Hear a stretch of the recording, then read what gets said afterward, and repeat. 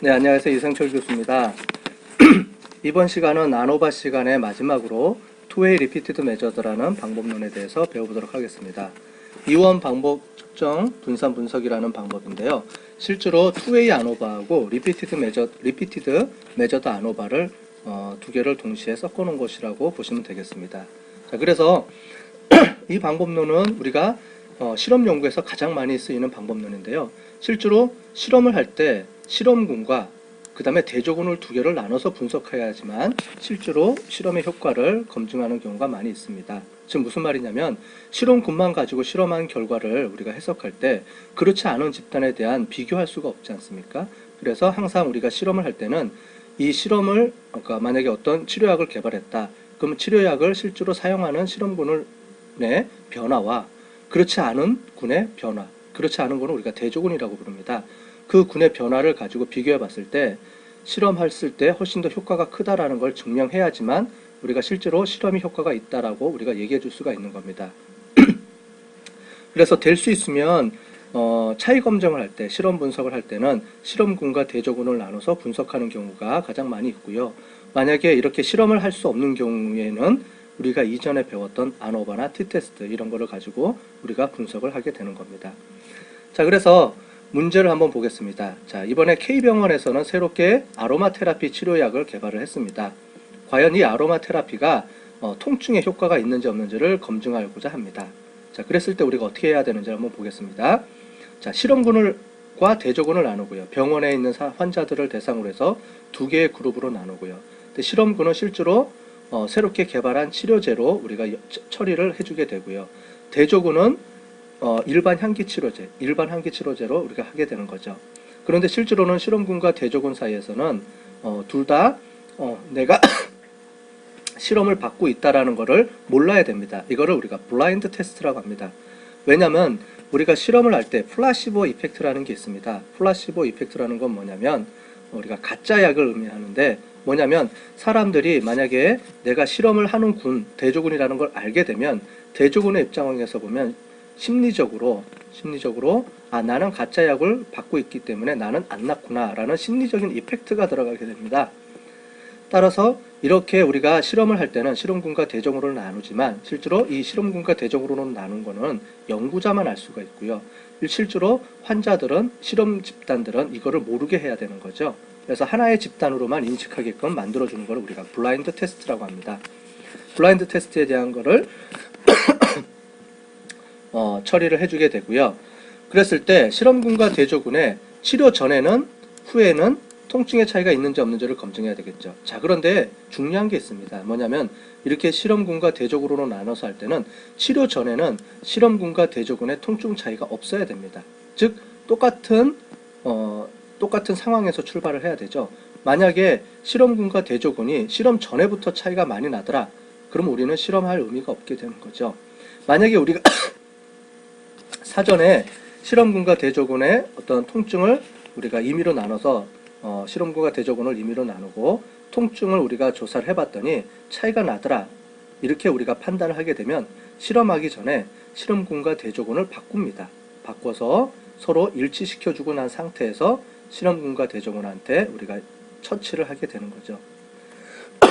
따라서 우리가 이런 실험 분석을 하게 될 때는 사전에 우리가 실험군 대조군을 나누기 전에 먼저 통증에 대해서 조사를 하게 되고 이 통증을 우리가 점수를 쭉 매겨서 1번, 2번, 2번, 3번 이렇게 쌍을 맺어서 짝수는 우리가 실험군, 홀수는 대조군 이런 식으로 나눠주는 게 통증에 대한 차이를 얻게 하는 방법이 되겠죠. 이런 거를 우리가 랜더마이제이션이라고 우리가 부르게 되는 거죠. 어쨌든 치료 전에는 효과가 두 집단 간에는 통증의 차이가 없었는데 치료 후에 차이가 많이 나더라 라고 한다 그러면 향기요법, 이 치료제가 효과가 있다라고 우리가 볼 수가 있는 거죠. 왜냐하면 치료 전에는 차이가 없었는데 치료 후에는 차이가 많이 나더라 라고 하는 거는 바로 이 치료제에 의한 효과라고 우리가 볼 수가 있다라는 얘기죠. 자, 그래서 우리 한번 보도록 하겠습니다. 그럴 때 과연 실험군과 대조군은 시점에 따라서 통증의 차이가 없다 라는 부분을 귀무가설로 세우고 우리가 검증을 해보도록 하겠습니다. 자, 보시는 것처럼 우리 분산 분석이기 때문에 이런 식으로 우리가 데이터를 측정해서 우리가 분석을 하게 되는 거죠. 자, 그러면 이제 SPSS를 통해서 우리가 한번 분석을 해보도록 하겠습니다. 자, 오픈하시고 우리 제일 마지막에 TWRMA라고 되어 있죠. Two-way Repeated Measured ANOVA라는 파일을 열어보겠습니다. 자, 그러면 실제로 보면 이렇게 세 가지가 나옵니다. 하나는 그룹을 비교해 주는 게 있겠죠. 그래서 대조군과 실험군을 나눌 수 있는 이런 파일이 하나가 필요하고요. 이런 변수가 하나가 필요하고요. 그 다음에 사전과 사후는 그룹으로 나누는 게 아니고 이렇게 변수로 이렇게 구분한다 그랬죠. 우리 Failed Sample T-Test나 우리 Repeated Measured ANOVA에서 우리가 설명을 했을 겁니다. 자, 이렇게 구분을 하시고 데이터 뷰를 보시면 이렇게 나오겠죠. 과연 이게 효과가 있는지 없는지를 우리가 한번 분석해 보도록 하겠습니다. 자, Analyze 들어가시고요. General Linear Model 들어가셔서 우리 이전에 했던 Repeated Measured라는 분석 기법으로 다시 들어가 보겠습니다. 자, 위에 팩터라고 되어 있는데 이거는 시점이라고 그랬죠. 팩터 1을 우리 시점이라고 바꿔주시고요. 시점은 전과 후니까 두 개겠죠. 만약에 시점은 전과 후가 아니고 1, 2, 3 해서 3개 시점으로 나누게 돼도 상관은 없습니다. 그럴 때는 시점을 3개 이상으로 해주면 되겠죠. 꼭 전과 후가 아니더라도 시점을 여러 개 분석을 할 수가 있습니다. 실험 연구할 때도요. 자, 이래서 add를 넣고요. add를 하셔서 시점을 이렇게 설정을 하시고 define을 눌러보겠습니다. 그러면 치료 전 통증을 우리가 먼저 넣고요. 오른쪽에다가 실험 후 통증도 오른쪽에다 집어넣고요. 그 다음에 실험 구분은 between subject factor라는 것으로 넣어보겠습니다. 자, 이렇게 세팅을 한 다음에 우리 플러시라는 곳이 있죠. 플러시라는 옵션으로 들어가서요. 그룹을 separate line으로 집어넣고 이번에는 시점을 horizontal axis에서 넣겠습니다. 즉 시점의 변화에 따른 그룹의 차이를 보는 거기 때문에 이렇게 우리가 플러스를 찍어보는 게 더 정확하겠죠. 그 다음에 add 해주시고 그러면 시점과 그룹 간의 상호작용에 대한 플러스를 하나 만들었습니다. 그 다음에 continue 해주시고요. 자, 다음으로 우리 옵션이라는 곳으로 들어가서요. 저는 아까 전에 2A에서 했던 것처럼 그룹 시점 간의 그룹 시점 간의 세 가지를 집어넣고요. compare main effect LSD라고 해줍니다. 자, 그 다음에 main descriptive statistics를 체크를 해주시고요. 됐죠? 그 다음에 homogeneity test도 체크해 주시고 continue를 해주겠습니다. 그 다음에 중요한 거는 이 상태에서 OK를 누르면 안 된다는 겁니다. 왜냐하면 Two-way Repeated Measured ANOVA에서는 기본 세팅을 우리가 Two-way Repeated Measured ANOVA에서 하는 상호작용 효과에 대한 검증 결과가 안 나오기 때문에 이 부분은 우리가 윈도우즈로 처리하는 게 아니고요. 신텍스라는 방법으로 처리를 해주게 됩니다. 신텍스라는 건 뭐냐면 여러분들이 지금 보시는 이런 화면은 윈도우에서 클릭하게 되면 자동으로 명령어를 생성해 줄 수 있도록 이렇게 만드는 겁니다. 과거에 우리 SPSS 1.0부터 제가 사용하기 시작했는데 1.0, 1.5 이렇게 사용했었는데 그때는 전부 다 이런 그래픽 화면이 아니고 실제로 타이핑을 쳐서 명령어를 직접 입력할 수 있도록 해놨습니다. 근데 시간이 지나가면서 SPS에서 이렇게 화면으로 이렇게 클릭만 하게 하면 명령어를 자동으로 만들어주게끔 만들어 놓은 겁니다. 이런 거를 우리가 윈도우즈 환경이라고 얘기를 하죠. 그런데 윈도우즈 환경의 단점은 뭐냐면 기본적인 세팅은 이렇게 돼 있지만 실질적으로 가끔 필요한 부분에 있어서는 가끔 빠지는 경우가 있습니다. 그런 부분들은 제가 신텍스로 해줘야 됩니다. 근데 아마 초보자들은 신텍스까지 가는 경우가 거의 없습니다. 기본적으로 이 상태에서 다 처리가 되기 때문이죠.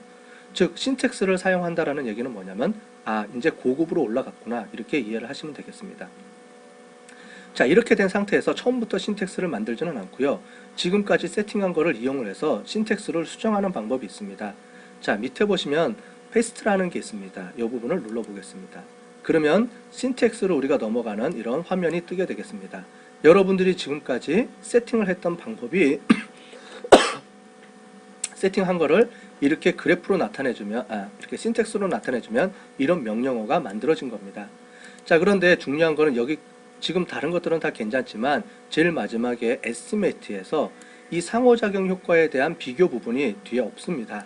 그래서 이 부분을 우리가 해주는데요. 어떻게 해주느냐면 영어로